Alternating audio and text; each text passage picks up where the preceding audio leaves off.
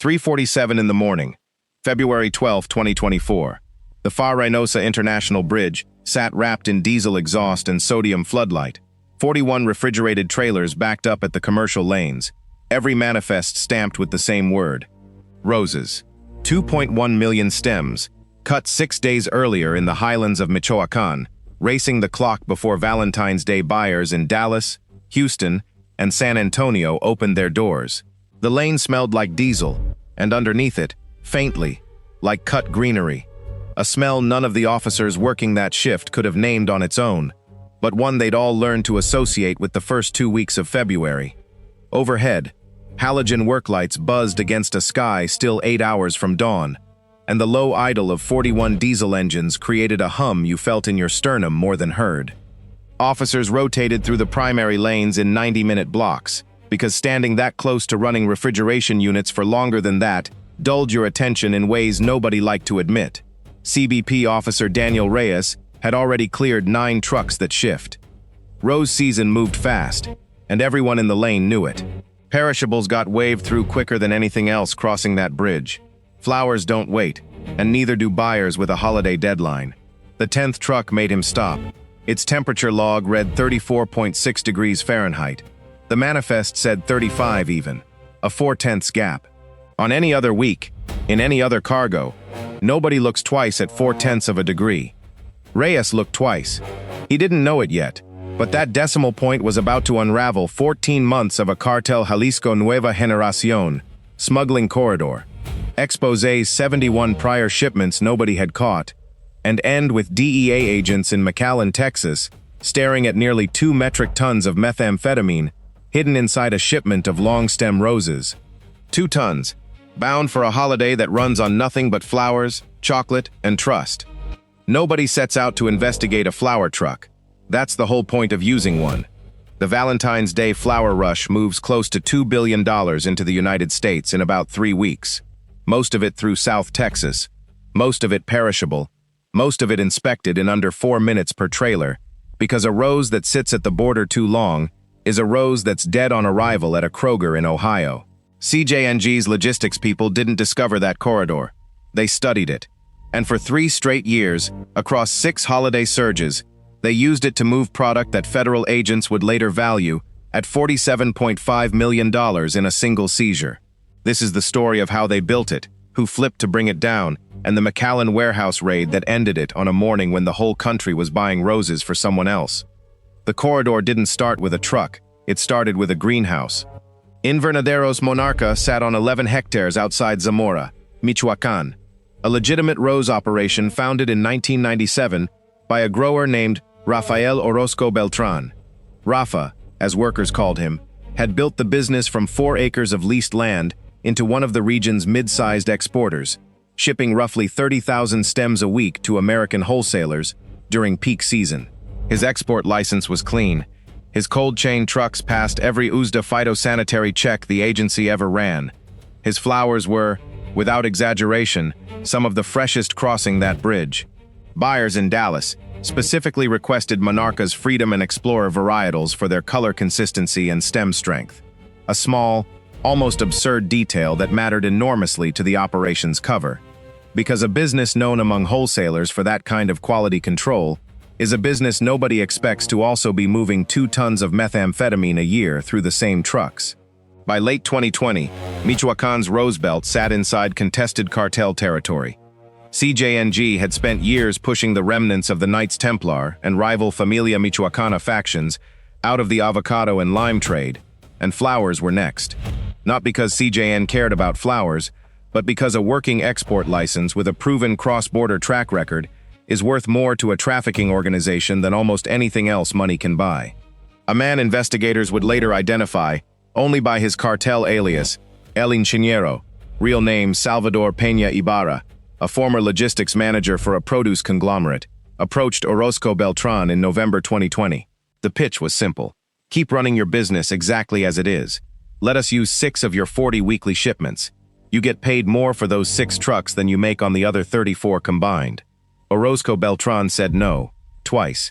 The third conversation happened at his daughter's quinceañera in Zamora in March 2021, when 2 of Peña Ibarra's men stood at the edge of the reception, and made sure Orozco Beltran saw them before they left without a word.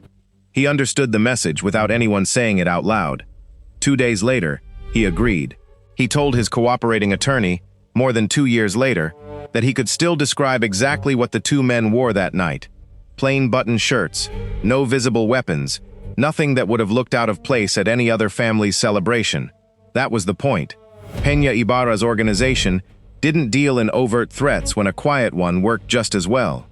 Orozco Beltran said he didn't sleep at all that night, running through every version of what refusing a third time might cost him. Not himself, but his wife, his son studying agronomy in Morelia, and the daughter whose party it was.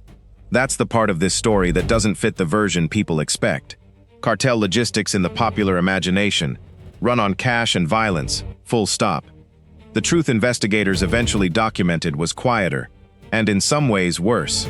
A working father who spent 3 years watching his own trucks, his own workers, and his own name get used to move methamphetamine across an international border, terrified that saying no a third time would cost him more than a business. I spent hours going through the DEA's seizure affidavit for this case, and one detail kept nagging at me. Orozco Beltran never took a cut of the drug profits himself in cash. Peña Ibarra's people paid him in something else, reduced protection costs on his other legitimate export routes, and a guarantee that his family would be left alone. He was laundering fear into logistics, not money into his pocket. That distinction mattered enormously later, when prosecutors decided what to charge him with. The first load moved in April 2021, ahead of that year's delayed Mother's Day surge. 60 kilograms, DEA agents estimate. A test run, small enough to write off as a loss if it got caught, large enough to prove the concept worked. It crossed clean. By Valentine's Day 2022, the loads had grown to roughly 200 kilograms per shipment, spread across 2 trucks instead of 1. By Mother's Day 2022, 3 trucks. The corridor was scaling exactly the way any smart trafficking operation scales. Slowly, patiently, always inside the noise of a legitimate business that was, on every other measurable front, completely real. Here's what's most surprising about this case. It isn't the concealment method, which was clever, but not unprecedented. Smugglers have hidden product in produce shipments for decades. What's surprising is the discipline. Over 3 years and 6 holiday cycles, CJNG's logistics cell never once increased shipment frequency beyond what Invernaderos Monarca's ordinary business could plausibly explain. They resisted the greed that catches most trafficking networks. They let the flowers set the pace, not the demand for meth. That discipline wasn't accidental, and it wasn't cheap to enforce. A recovered wiretap transcript from later in the investigation captured Peña Ibarra reprimanding a subordinate, a courier, the transcripts refer to only as Primo, for suggesting they push a 7th truck through ahead of Valentine's Day 2023 to cover a shortfall elsewhere in the network. Peña Ibarra's response, translated in the DEA affidavit, was blunt. "We don't get greedy in daylight." Primo's 7th truck never left Michoacán. It's the kind of restraint most trafficking prosecutions never get to see, documented in the trafficker's own words, because it usually isn't there to find. For most of that time, nobody in American law enforcement had any idea the corridor existed. That's the obstacle that defined the first 2 years of what would become the DEA's investigation. Cross-border floral shipments during Valentine's and Mother's Day season move at a volume that makes full inspection almost impossible. During the 2-week Valentine's surge alone, CBP officers at the Far Reynosa crossing process more than 1,000 trailers loaded with an estimated 400 million stems, funneling through a handful of lanes built for speed, not scrutiny. A load moving once or twice a season, inside a legitimate company's normal shipping pattern, is close to invisible. DEA's McAllen Field Division didn't get a single actionable tip on the Monarca corridor until December 2022. And even then, it wasn't a tip about drugs at all.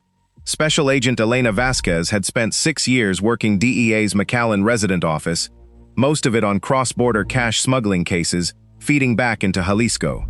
Before that, she'd spent 2 years as a financial crimes analyst with the Treasury Department's FinCEN division. Work, she later said, taught her to read a wire transfer log the way a homicide detective reads a crime scene, not for what's there, but for what's slightly, almost imperceptibly wrong. In December 2022, a financial intelligence unit flagged an unusual pattern in wire transfers connected to a produce brokerage in San Antonio.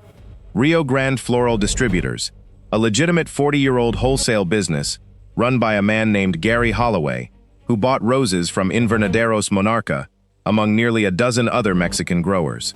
The transfers weren't large. That was what caught Vasquez's attention. Payments to Monarca ran roughly 8 to 12% above the market rate other Michoacán growers were charging for comparable stems. Consistently, every cycle, for going on 2 years. Overpaying a supplier isn't a crime, but Vasquez had seen that exact pattern before, on a cocaine case out of Laredo in 2019. A legitimate business quietly subsidized above market rate to keep a smuggling partner financially loyal and operationally stable. I remember staring at the spreadsheet at like 9 at night, she would later tell colleagues, and thinking, this isn't fraud. This is somebody paying a premium to keep a door open. Vasquez brought the pattern to her supervisor, Assistant Special Agent in Charge Marcus Whitfield, in January 2023. Whitfield had run task forces against 3 different Gulf Coast trafficking networks over 11 years with DEA. He authorized a preliminary financial investigation. 2 months of subpoenaed banking records later, in March 2023, Whitfield signed off on something bigger, a Title III wiretap application targeting 3 phone numbers connected to the Rio Grande Floral Distributors payment chain. A federal judge in the Southern District of Texas approved the wiretap on March 22, 2023. It would run, with renewals, for the next 11 months. It would also very nearly blow the entire case before it started. The financial trail was solid. The wiretap was live. What the investigation didn't have yet, what nobody had yet, was a single ounce of physical evidence that any of this money had anything to do with narcotics. For all Vasquez knew in March 2023, she was building a case against a man for the crime of paying too much for roses. That case closes itself out of court in about 10 minutes.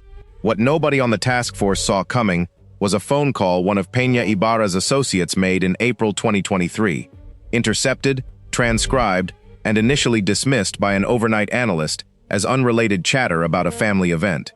It would take 5 more months before anyone realized what that call actually meant. The wiretap picked up hundreds of calls over its first 4 months. Mundane, coded, frustratingly ordinary. Michoacán narcos, like most experienced traffickers, don't say the word methamphetamine on a phone line. They talk about flores, about cajas, about shipment counts that could mean anything to anyone not already looking for a pattern. Vasquez's team built a glossary. 12 boxes of the good ones started appearing with suspicious regularity in the weeks before major floral shipping dates. By August 2023, the team had correlated 11 calls using that phrase directly against 11 trailer crossings at the Far Reynosa Bridge. 11 for 11. That's not coincidence. That's a code. What the wiretap still couldn't tell agents was how the product physically moved inside the trucks. Rose shipments arrive on pallets, refrigerated to just above freezing, packed in water-filled plastic tubes and wrapped in cellophane sleeves, stacked floor to ceiling inside a temperature-controlled trailer. A drug-sniffing canine walking a rose trailer faces one of the hardest environments in narcotics detection. The volatile organic compounds roses naturally emit, combined with refrigerant off-gas and the sheer density of plant material, can mask or confuse scent discrimination in even well-trained dogs. CJNG's logistics cell knew this. It's very likely why they picked roses in the first place. CBP K9 handler Marisol Ibarra, no relation to the cartel's Peña Ibarra, a coincidence agents noted and moved past, worked a Belgian Malinois named Duke through the secondary inspection area at FAR for 3 of the 71 compromised shipments without a single alert. Duke had a strong record otherwise, 11 fines in his first year alone, mostly cocaine loads hidden in produce. Reviewing dashcam and inspection bay footage after the fact, agents found one frame from a shipment in May 2022, where Duke paused for nearly 4 full seconds at the rear axle of a trailer before his handler moved him along to the next lane, following standard rotation procedure. Whether that pause meant anything is something nobody will ever know for certain. It's the closest the corridor came to being caught 2 years before Officer Reyes ever looked twice at a temperature log. Here's the part that doesn't make sense on the surface. If concealment inside the flowers themselves was nearly undetectable by scent, why would the operation need such an elaborate financial arrangement with Orozco Beltran at all? Why not just bribe individual drivers? The answer, once agents worked it out, was almost mundane: consistency. A bribed driver is a liability who can be flipped, replaced, or arrested independently of the supply chain. A captured legitimate business, running its captured product through its own real, audited, licensed cold chain infrastructure, produces something a bribed driver never can: a paper trail that looks completely normal, because for 85% of its volume, it is completely normal. Most people assume the hardest part of an operation like this is hiding the drugs. It isn't. Hiding drugs from a search is comparatively easy. False compartments, chemical masking, timing. The hard part, the part that actually took CJNG's logistics cell years to engineer, is hiding the operation from itself. Every additional person who knows is a risk. Every driver, every packer, every broker who suspects something is one bad night, one arrest, one moment of fear away from becoming an informant. The Monarca Corridor's real innovation wasn't the concealment. It was keeping the number of people who knew the whole picture down to fewer than 6. By September 2023, that number of 6 included someone the cartel didn't expect to lose. Orozco Beltran had spent 2.5 years watching his greenhouse operation, the business his father had started with 4 leased acres, get used to move product that killed people in cities he'd never see. He had 2 adult children. His daughter, the same one whose quinceañera marked the moment he'd been forced into this, was applying to nursing programs in Guadalajara. He later told investigators that watching her fill out those applications, imagining what happened to a father convicted of narco-trafficking, was what finally moved him.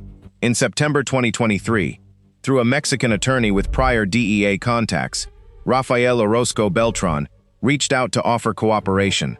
This was, by Agent Vasquez's own later account, the single most dangerous moment of the entire 14-month investigation.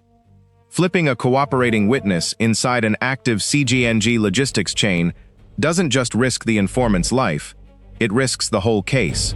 If Orozco Beltran's absence from his usual routine got noticed, if a single phone call to his Mexican attorney got intercepted by the wrong people, Peña Ibarra's cell could shut the corridor down, destroy the physical evidence, and disappear before DEA had built anything they could take to a grand jury.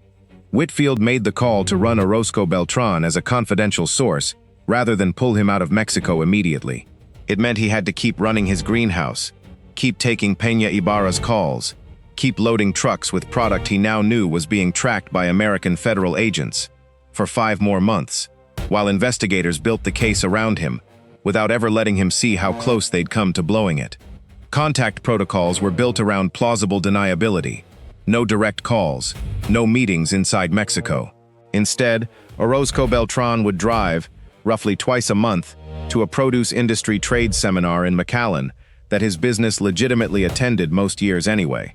A 2-hour drive he'd made a dozen times before any of this started, and pass information to a DEA contact posing as a fellow industry attendee during the lunch break. It was slow. It was also, agents later agreed, the only method that never once drew suspicion across 5 months of use. That decision worked. It also meant that for 5 months, one man's life sat entirely inside the discretion of agents he'd met exactly twice. What Orozco Beltran gave investigators changed everything. Concealment specifics: the drugs traveled inside hollowed wooden shipping crates, custom-built with a secondary chamber, beneath a false floor of packed floral foam, lined with activated charcoal sheeting, and layered with fabric softener sheets, a combination designed specifically to defeat canine detection by absorbing and masking the chemical signature. Each crate held between 40 and 60 kilograms, nested among the legitimate rose pallets, so that a cursory inspection, or even a moderately thorough one, would find nothing but flowers. He also gave them something no wiretap ever could: the shipment calendar. Not just when loads moved, but which loads. Of the roughly 40 trailers Invernaderos Monarca shipped during any given holiday surge, only 4 to 6 carried product. Never the same trucks twice in a row, never a pattern obvious enough to notice from the outside, but entirely predictable once you had someone on the inside telling you which 4 to 6. Investigators cross-referenced his information against 18 months of CBP crossing records. 71 shipments matched the pattern going back to that first test run in April 2021. 71 trailers that had crossed the Far Reynosa Bridge into the United States, inspected, cleared, and waved through, carrying an estimated cumulative total. DEA would later place north of 9,000 kilograms of methamphetamine over 3 years, worth, at wholesale distribution value, somewhere north of $200 million by the time it reached street-level markets across Texas, Oklahoma, and the Midwest. 71 shipments. Nobody had caught a single one. Here's what strikes me about that number. It isn't a story about incompetent border security. CBP officers at FAR process an almost unimaginable volume of legitimate perishable cargo every February and every May, under real economic pressure to keep American flower supply chains moving. The system worked exactly as designed for 3 years, and that's precisely what a patient trafficking network is built to exploit. The corridor wasn't a failure of vigilance. It was a byproduct of an economy that runs on speed, and a cartel logistics cell smart enough to understand that speed is a vulnerability you can buy your way inside of. With Orozco Beltran's information in hand, Whitfield's team spent October and November 2023 building out the rest of the network. Financial records, tracked through Rio Grande Floral distributors and 2 shell entities in Reynosa, pointed to a laundering structure moving cash back through produce brokerage consulting fees, a method investigators would later determine had washed at least $14 million over the operation's lifespan, separate from the meth's raw trafficking value. They identified Peña Ibarra's supervisor inside CJNG's broader Michoacán structure, a regional cell leader known by the alias El Pelon, later identified through wiretap voice analysis, and a cooperating source as Jesus Manuel Aguilar Reyes, a 41-year-old former Michoacán state police officer who had defected to CJNG in 2016 and risen to oversee cross-border logistics for the organization's Western Corridor. Colleagues from his police days, interviewed years later by Mexican journalists, described him as meticulous to the point of obsession, the kind of officer who filed paperwork nobody else bothered with. It was, several said without irony, exactly the skill set that made him valuable to CJNG once he crossed over. By December 2023, DEA had enough. Enough for search warrants, enough for a sealed federal indictment, enough to start planning what would become a coordinated takedown timed, with a certain grim symmetry, for the exact holiday surge the entire operation had been built to exploit.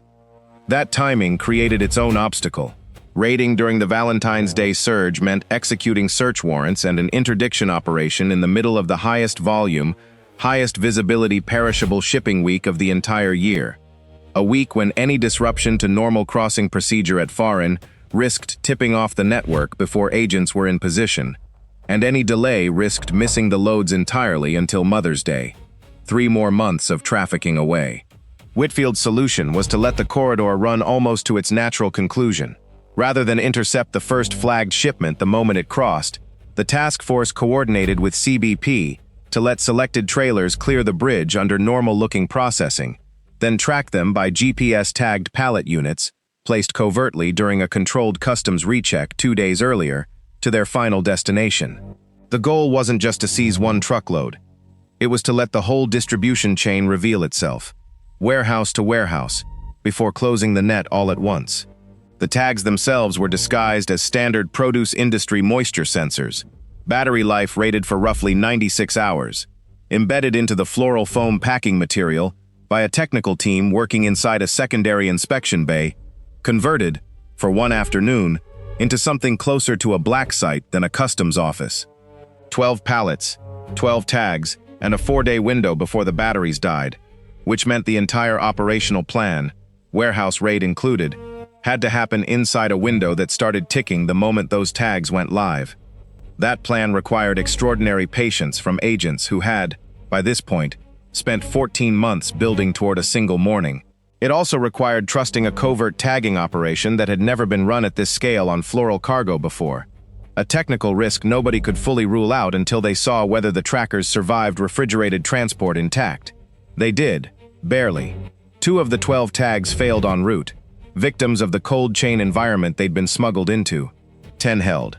By February 11, 2024, the operational plan was set. Simultaneous action at 4 locations. The Reynosa Bridge inspection lane, where Officer Reyes's original flagged trailer would anchor a broader secondary inspection sweep. A distribution warehouse on the outskirts of McAllen, where GPS data showed the tagged pallets consistently terminating. Rio Grande Floral Distributors San Antonio facility, and, coordinated with Mexican federal authorities under a parallel investigation, the Invernaderos Monarca greenhouse compound outside Zamora. Then, at 11 p.m. on February 11th, less than 5 hours before the operation's first phase, a complication nobody had planned for, Whitfield's team learned that Aguilar Reyes, El Pelon himself, had unexpectedly crossed into Texas 2 days earlier on a legitimate visa under a false but well-documented identity, reportedly to personally oversee the Valentine surge given its scale. If he was still in McAllen when agents moved, they had a chance to take the operation's actual command structure, not just its logistics apparatus. If he'd already left, 4 locations of careful planning would net trucks, warehouses, and mid-level operators. Significant, but not the man who ran them. Nobody could confirm his location in time. Whitfield made the call to proceed on schedule anyway. Waiting even 12 more hours risked the tagged pallets dispersing into secondary distribution, scattering the evidence trail across dozens of untracked vehicles.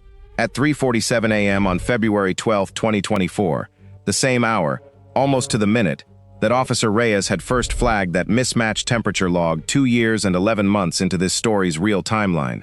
Though nobody involved in the raid consciously planned the symmetry, DEA agents, HSI officers, and CBP personnel moved on all 4 locations at once. The McAllen warehouse sat on a nondescript industrial lot, corrugated steel siding, 3 loading docks, a legitimate refrigerated storage business operating on paper as a subtenant to Rio Grande Floral's regional distribution arm. Agents wearing raid vests and carrying AR-15 rifles staged in the parking lot of a shuttered tire shop 2 blocks east, waiting on the go signal from the bridge team, confirming the anchor trailer had been pulled for secondary inspection without incident. Inside the staging area, 22 agents checked radio comms one final time under red lens flashlights, chosen specifically to preserve night vision in a lot, with no working streetlights. A tactical medic, standard for any operation of this size, ran through a mental checklist of the nearest trauma center. Doctors Hospital Renaissance, 11 minutes out under normal traffic, 4 minutes faster if they ran lights the whole way. Nobody expected to need it. Standard procedure meant somebody always planned as if they would. It came at 3:52 a.m., 5 minutes after the operation's start. Agents breached the warehouse's north loading dock.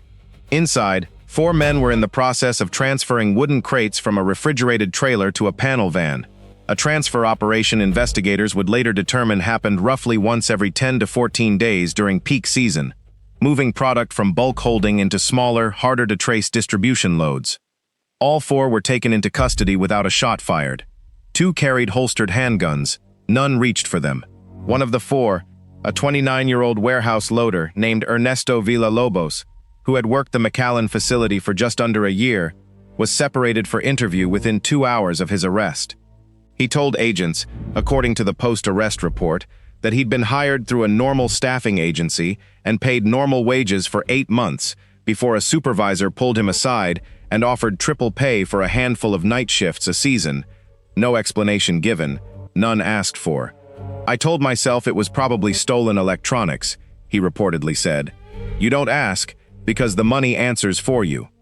Villalobos would later become one of the 3 men who accepted a cooperation-linked plea agreement, providing agents with warehouse-level operational details that filled gaps even Orozco Beltran's information hadn't covered. How the panel vans were routed after leaving the dock, and which secondary storage sites in the Rio Grande Valley the smaller loads moved through next. What agents found inside those crates ended 14 months of speculation about numbers on a spreadsheet. Investigators pried open the first hollowed crate at 4:19 a.m. Beneath a 1.5 foot of packed floral foam and charcoal-lined fabric sheeting sat vacuum-sealed bricks of crystalline methamphetamine, stacked in a secondary chamber running the crate's full length. By 6:30 a.m., agents had processed all 40 crates recovered from the warehouse and the anchor trailer combined. Processing wasn't simple counting. Each crate had to be individually photographed in place before disturbance, logged under DEA's chain of custody protocol, weighed on calibrated scales flown in from the Houston Field Division specifically for large quantity seizures, and field tested with a handheld spectrometer before a single brick left the warehouse floor. 2 evidence technicians worked in a rotating pair system, one handling, one documenting, switching every 90 minutes. A redundancy built specifically to survive any later defense challenge to the chain of custody. By the time the last crate was logged, they'd filled 11 pages of continuous evidence intake forms. The total came to 1,940 kilograms, just shy of 2 metric tons. DEA's forensic chemists would later confirm purity levels averaging 91%, exceptionally high for product moved in bulk, consistent with CJNG's known production standards out of clandestine labs in Jalisco and Michoacán. At wholesale distribution value, the seizure was valued at $47.5 million. Cut, stepped on, and sold at street level across the distribution network, agents believed this shipment was headed toward the ultimate retail value would have run considerably higher. Simultaneously, at the Rio Grande Floral Distributors facility in San Antonio, agents executed a search warrant on the business's offices. Gary Holloway, the company's 61-year-old owner, was not arrested.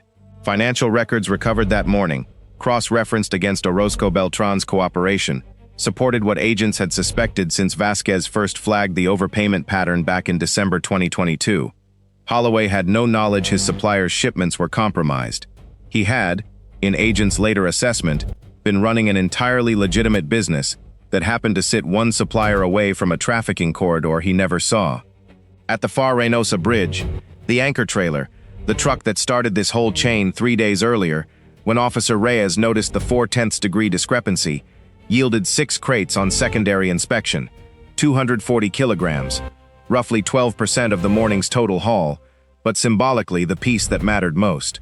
Reyes, a CBP officer with 4 years on the job, was present for the search. He would later tell colleagues he still wasn't sure, in the moment, whether the temperature discrepancy he'd flagged 3 days earlier had actually led anywhere. The trailer had been released under GPS surveillance rather than seized outright, precisely to preserve the larger operation, and nobody had told him why. Jesus Manuel Aguilar Reyes was not at the warehouse. Here's the take that'll probably get some pushback. The fact that Aguilar Reyes slipped the net that morning isn't primarily a failure of the raid's timing. It's a structural failure, baked into how these operations get resourced in the first place. DEA's McAllen Field Division ran this 14-month investigation with a task force of roughly a dozen agents split across financial, wiretap, and physical surveillance work. A serious commitment by any ordinary standard, and nowhere close to what would have been required to also maintain real-time location tracking on a single individual crossing the border under a false identity. Seizing 1,940 kilograms of methamphetamine and dismantling a 3-year smuggling corridor is an unambiguous win. Letting the operation's actual regional commander walk free the same morning is the cost of running a resource-constrained agency against an adversary with, by most credible estimates, a 9-figure annual logistics budget. Both things are true at once, and I don't think the second one gets said out loud often enough. Where was Aguilar Reyes? Cell records recovered later placed his phone crossing back into Mexico through the same Far Reynosa Bridge at 1:15 a.m. on February 12, roughly 2.5 hours before the raid began.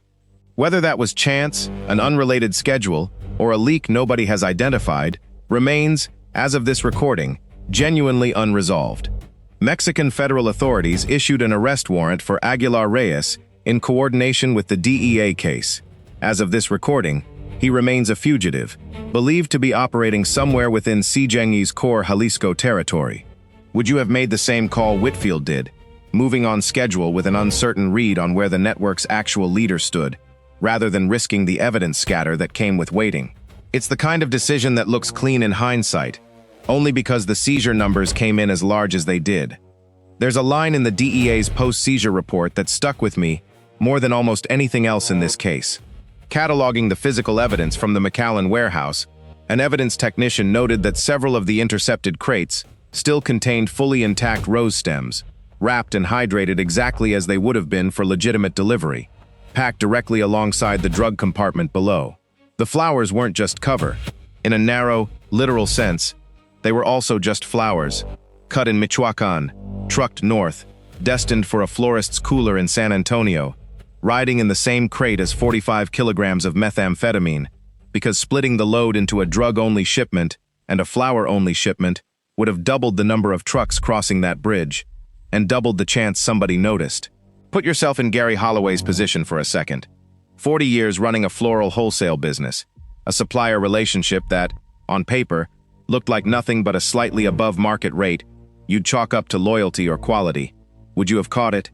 Is it fair that a business owner with no knowledge of any of this had his company's name attached to a federal narcotics case for a single news cycle before investigators cleared him? What do you think? Does a system built for speed at the border inevitably produce corridors like this one, or was this a specific, preventable failure? Coordinated raids in Mexico that same morning, executed by Mexican federal police, working alongside DEA's Mexico City country office under an existing bilateral cooperation agreement, targeted the Invernaderos Monarca compound outside Zamora. Rafael Orozco Beltran, informed in advance and relocated with his family 2 days earlier under a witness protection arrangement negotiated as part of his cooperation deal, was not present. 3 of his employees, foremen who investigators determined had knowledge of, though not direct control over, the drug shipments, were detained for questioning by Mexican authorities and later released without charges, having demonstrated they acted under the same duress-adjacent pressure Orozco Beltran himself had described. One of them, a 52-year-old irrigation foreman named Bernabe Cortez, who'd worked the Monarca greenhouses for over 20 years, longer than Orozco Beltran himself had owned the business, told Mexican investigators he'd noticed the 6 trucks that never got the same pre-shipment inspection as the other 34, and had simply learned, the way people learn under those circumstances, not to mention it to anyone, including his own wife. By 9 a.m., on February 12, 2024, roughly 5 hours after the operation began, federal prosecutors in the Southern District of Texas had 4 warehouse-level suspects in custody, 1,940 kilograms of methamphetamine logged into evidence, and a sealed indictment ready to unseal against 11 named individuals, including Peña Ibarra and Aguilar Reyes in absentia. There's a piece of this case federal prosecutors still haven't fully unsealed. Details of exactly how the covert GPS tagging operation on the pallets was carried out 2 days before the raid, which remain under seal, citing ongoing related investigations elsewhere along this corridor. If more of that comes out in future court filings, that's a story on its own. Comment more if you'd want us to follow up on it once it becomes public record. The 4 men arrested at the McAllen warehouse were arraigned in federal court on February 14, 2024, Valentine's Day itself, a detail multiple local reporters noted at the time, without fully knowing the irony of it. All 4 were charged with conspiracy to distribute methamphetamine and conspiracy to import a controlled substance, facing mandatory minimum sentences of 10 years and maximum exposure of life imprisonment, given the quantity involved. As of this recording, 3 have entered guilty pleas as part of cooperation agreements. The 4th is proceeding to trial, currently scheduled for late 2026. Salvador Peña Ibarra was arrested by Mexican federal authorities in Guadalajara on May 3, 2024, roughly 3 months after the McAllen raid, and remains in custody in Mexico pending extradition proceedings that, as of this recording, are still working through Mexico's federal court system, a process that in comparable CJNG-linked cases has taken anywhere from 18 months to over 4 years. Gary Holloway was never charged. Rio Grande Floral Distributors continues to operate in San Antonio, now sourcing its Michoacán roses from a different, independently vetted grower. In a brief statement issued through his attorney after the case became public, Holloway said he had cooperated fully with investigators and had, in his words, no idea any of this was happening. One link up my supply chain. A sentence that, whatever you make of the rest of this story, seems to be true. Rafael Orozco Beltran and his family remain in a federal witness protection arrangement whose exact terms are, appropriately, not public. Court filings indicate he avoided federal narcotics trafficking charges in exchange for his cooperation, pleading instead to a single count related to structuring financial transactions, a resolution his attorney has described as reflecting the duress under which his cooperation with CJNG began. Invernaderos Monarca, the greenhouse business his father founded in 1997, was sold in April 2024.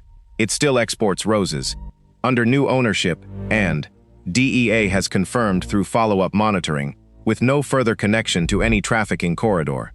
Jesus Manuel Aguilar Reyes remains a fugitive. Investigators believe he's operating somewhere in CJNG's core territory in Jalisco, protected by the same organizational structure that made this corridor possible in the first place.